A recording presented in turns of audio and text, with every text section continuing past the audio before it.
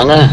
Oh! Independent nga eh. Kaya tinatanong ko nga sa inyo kanina eh, kung naiintindihan ninyo eh. Kaya nga po nagtatanong din kami, delikadesa din ho yung binabanggit namin dito. Hindi Wala na ho ba pinag-uusapan tayong ng ganun? delikadesa dahil wala akong connection doon. Ang asawa ko, independent. Yun nga po, asawa niyo yun eh.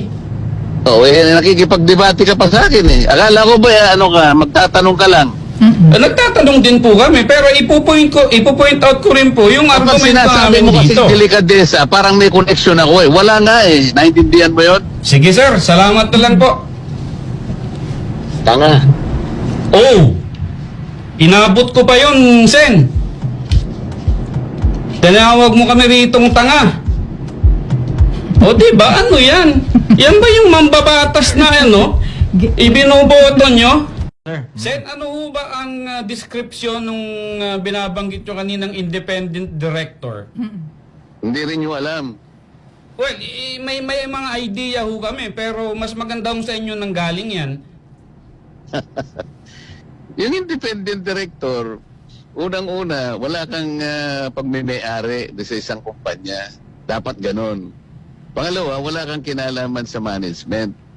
Pangatlo, kailangan wala kang relasyon by consanguinity, second degree civil affinity sa mga shareholders.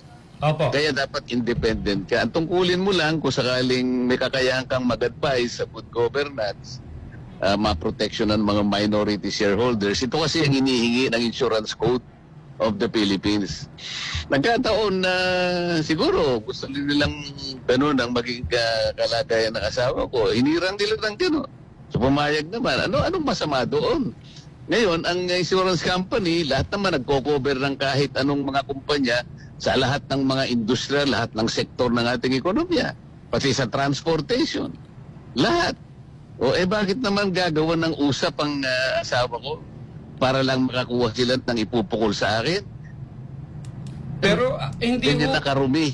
hindi ho ba dapat, Senator, manggaling din sa inyo ang delikadesa na, uy, yung asawa ko, ano nito kumbaga nagsiservisyo dito, meron siyang, kumbaga, transaksyon dito, hindi kaya marapat na ako dumistansya muna?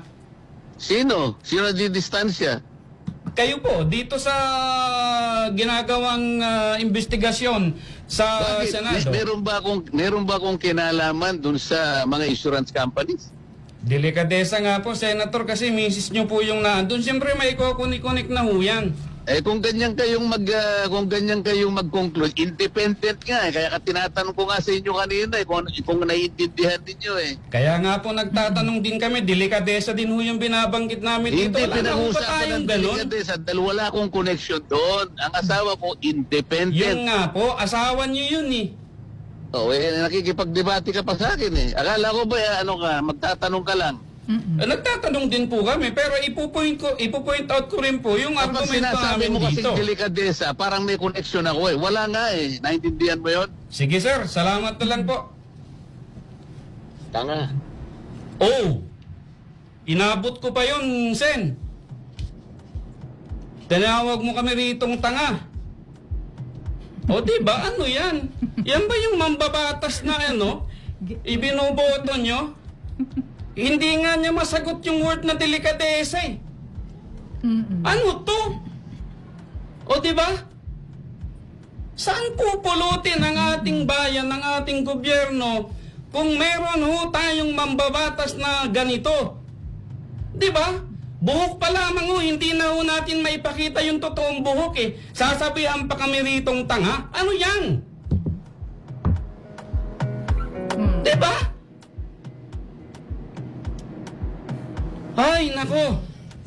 Natuhingan na. Di ba abogado to? Abogado. O diba? Asal ba ng matinong abogado yan? Oh my God. Oo. Siguro tayo muna ay... Magbabalik tayo. Magbabalik Magbabalik tayo muna na. tayo. Lunes na Huwag lunes nyo ay... kaming gagani-ganitohin dito. Akala nyo, kami makakasama sa mga naloloko nyo, nagugulat nyo. Ibahin nyo kami rito ho. Magkasubukan tayo dito ng argumento ng katotohanan at ng mga detalye kung hanggang saan ho ang pinakadulo nitong pinasok nyong kontrobersiya.